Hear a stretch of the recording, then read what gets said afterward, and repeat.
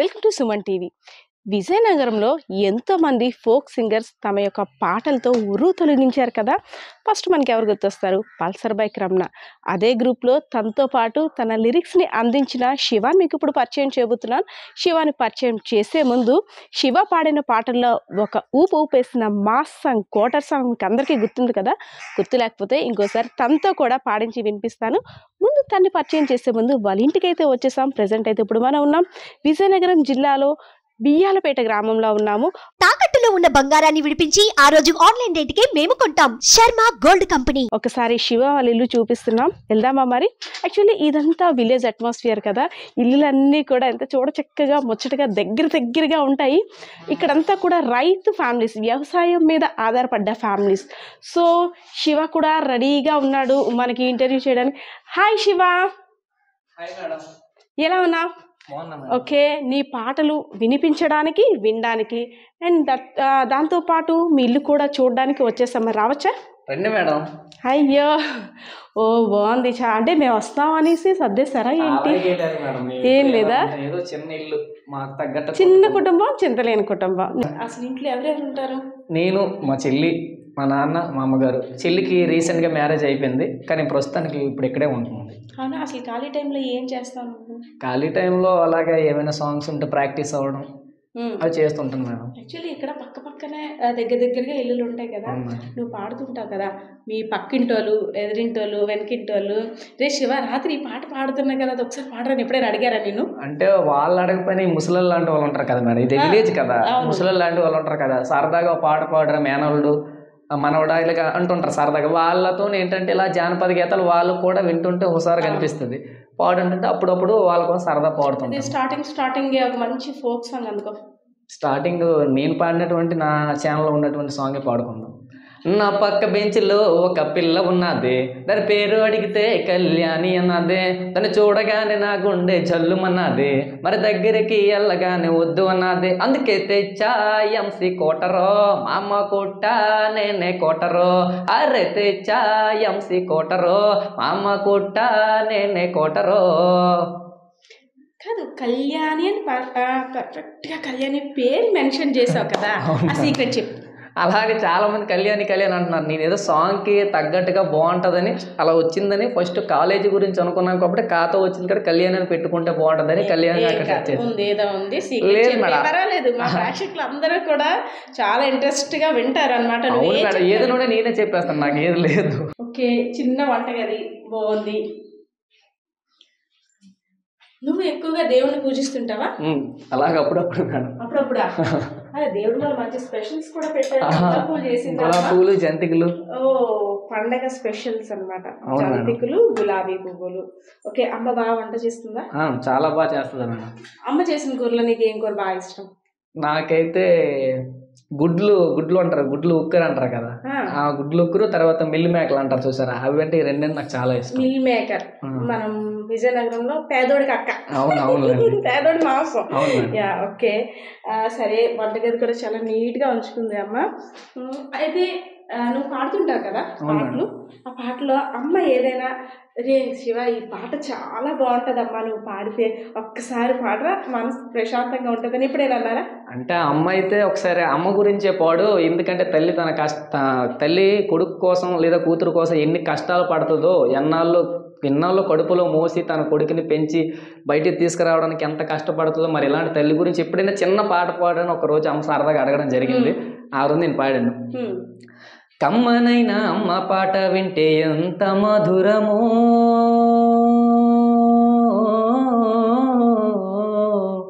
మనసుకు కాదు మరువతరము, తల్లి గర్భగుడిలో ఉన్నప్పుడు, రక్తముద్దయి ఎదుగుతున్నప్పుడు, నవమాసాలు నిండుకున్నప్పుడు, అమ్మ ఇక నేను కడుపులుండన్నప్పుడు, కత్తి మీద సాము చేసినట్టుగా కొండంత నొప్పులు అమ్మ తీసుకుంటూ జన్మనిచ్చి కొత్త లోకాన్ని చూపెట్టి సచ్చిన శవములే సొమ్మసిల్లునమ్మ. అమ్మంటే ఎంత గొప్పదో బ్రహ్మకైనా వర్ణింపవసమౌన, ఎన్ని జన్మలున్న కవులు కలములు అమ్మ ప్రేమను రాసిన తరుగునా, పొద్దున లేచి నీ నామమును తలచి నిన్ను పూజించిన నీరును తీరునా అమ్మా. కమ్మనైనా అమ్మ పాట వింటే ఎంత మధురమో, ఓ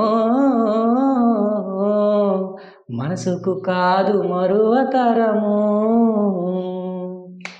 చాలా బాగా పాడావు. అంటే Thank you, ఈ thank you, madam. పాటని చాలా ఫీల్ అవుతూ నిజంగా అమ్మ ఎంత బాధను భరిస్తుందో, అవును ఆ మేడం. పెయిన్స్ కావచ్చు, అంత ఒక్క పాటలోని చెప్పడం కష్టం. అవును. అది ఫీల్ అయితేనే ఆ పాటని పాడగలం.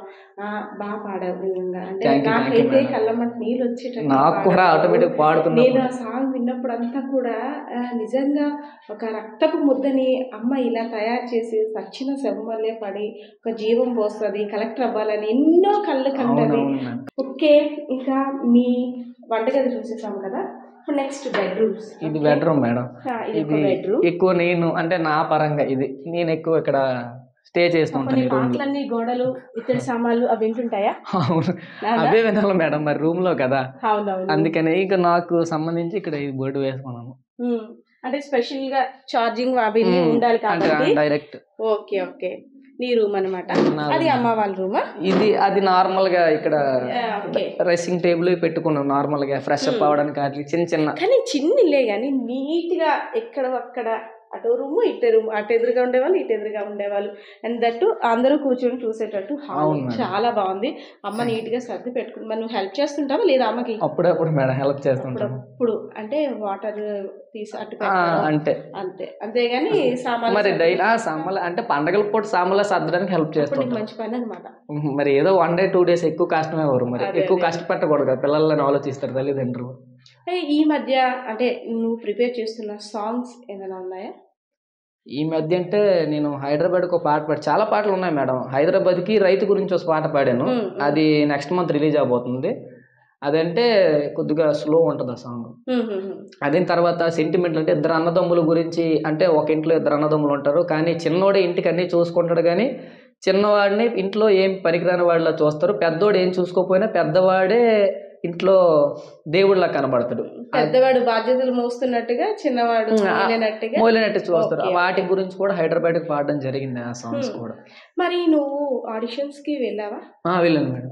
వెళ్ళిన తర్వాత అంటే ఇక్కడ విజయనగరం నుండి మనం హైదరాబాద్ వెళ్ళాం. జబర్దస్త్ కావచ్చు, జాతిరత్నాలు, చాలా జబర్దస్త్ ఆడిషన్కి వెళ్ళాను మేడం.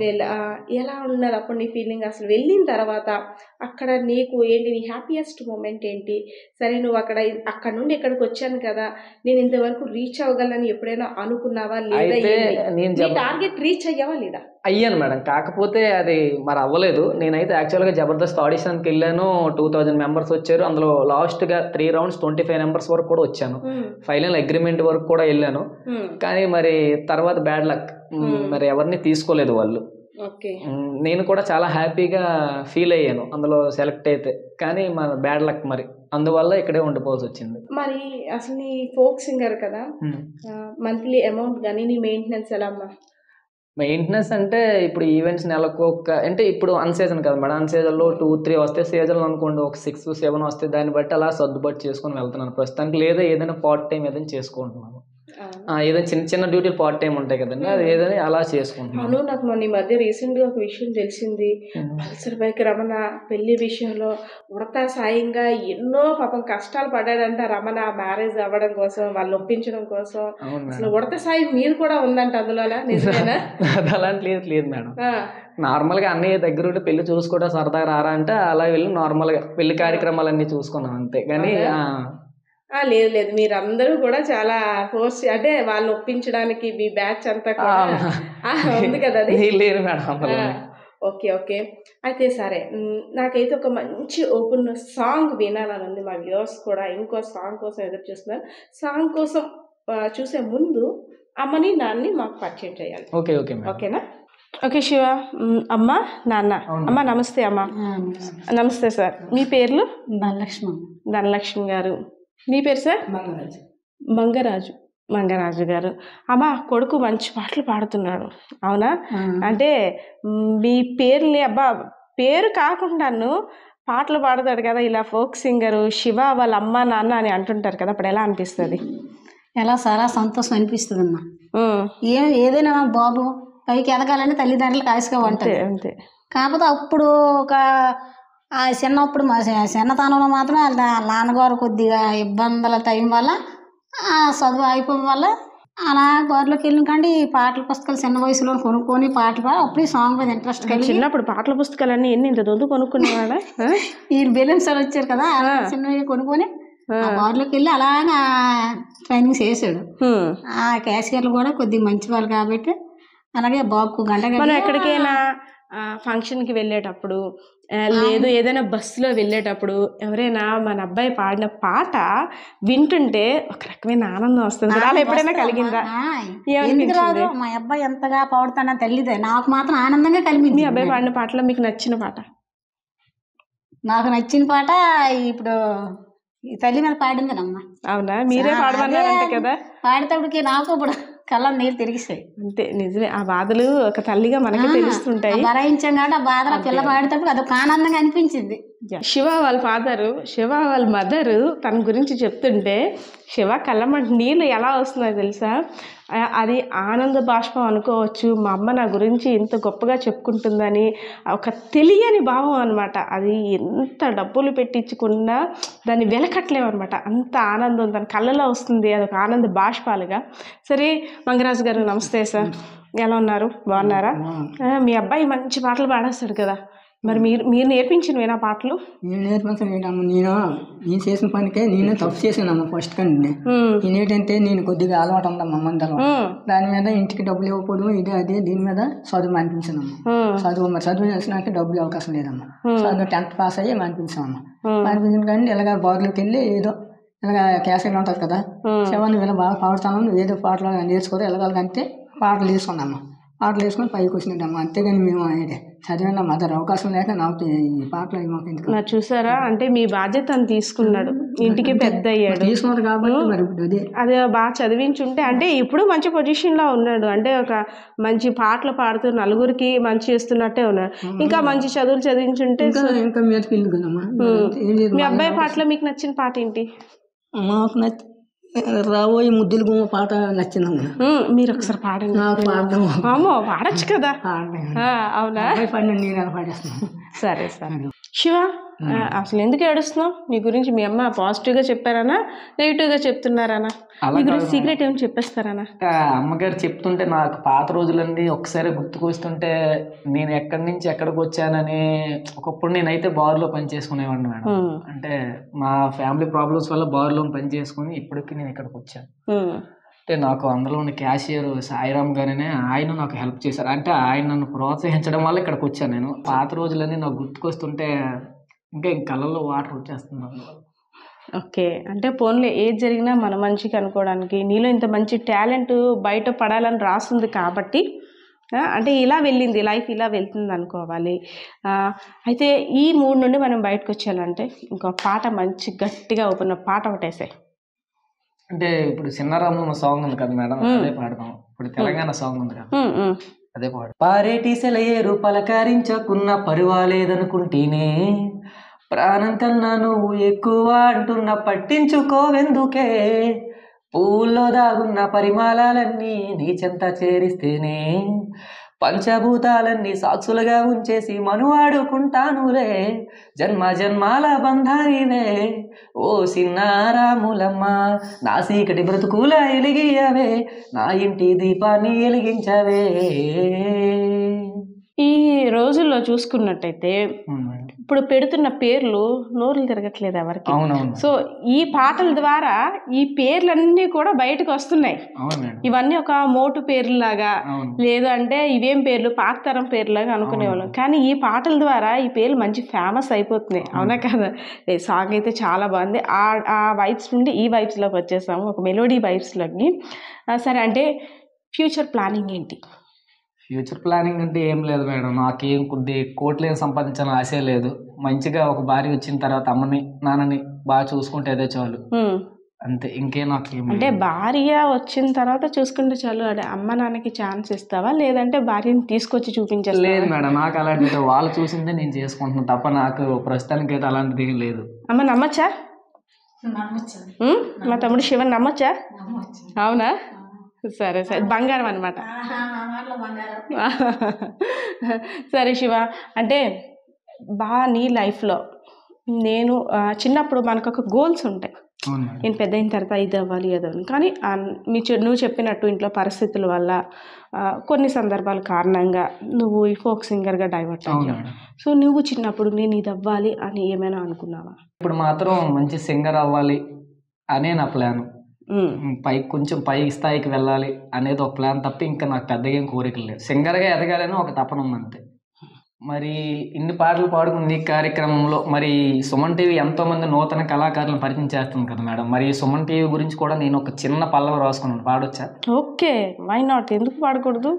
ఎంతో మంచి టాలెంట్స్ ను ప్రోత్సహిస్తూ ఉంటుంది, భుజం తట్టి ఎందరికో భరోసాని ఇచ్చింది, సమాజంకు తన వంతు సాయం ఎంతో చేసింది, సామాన్యుడి గొంతుకై న్యాయం వైపు సాగింది. మనసున్న సుమన్ టీవీ మీకు జోహారులు, మనసున్న సుమన్ టీవీ మీకు అభివందనం, మనసున్న సుమన్ టీవీ మీకు జోహారులు, మనసున్న సుమన్ టీవీ మీకు అభివందనం. Yeah, super. ఇంకా సుమన్ టీవీ ద్వారా చాలా మంది పైకి వచ్చారు అండ్ సుమన్ టీవీ సామాన్యుడి గొంతుకై కూడా వినిపించింది. సుమన్ టీవీ ద్వారా ఎంతోమంది తమ యొక్క టాలెంట్స్ని ప్రూవ్ చేసుకున్నారు. దాన్ని నువ్వు చక్కగా నీ పాట రూపంలో కూడా ముందు పెట్టావు. చాలా thank you Shiva. Okay viewers, చూసారుగా మన శివ టాలెంటెడ్ పర్సన్ అనే చెప్పుకోవాలి. ఇంట్లో పరిస్థితులు బట్టి తను ముందు ఫ్యూచర్ ప్లాన్స్ చాలా ఉంటాయి, కానీ తను ఉన్న ఇంట్లో పరిస్థితి అలాగే తనకున్న టాలెంట్ని కూడా ఈ విధంగా ప్రూవ్ చేసుకున్నాడు. శివ మరిన్ని విజయాలు సాధించారు, ఒక మంచి సింగర్గా తనకంటూ ఒక ప్రత్యేక స్థానాన్ని అయితే ఏర్పరచుకోవాలని సుమన్ టీవీ ద్వారా మనం కూడా ఆశిద్దాం. కెమెరా పర్సన్ శ్రీనివాస్తో పద్మ, సుమన్ టీవీ, విజయనగరం.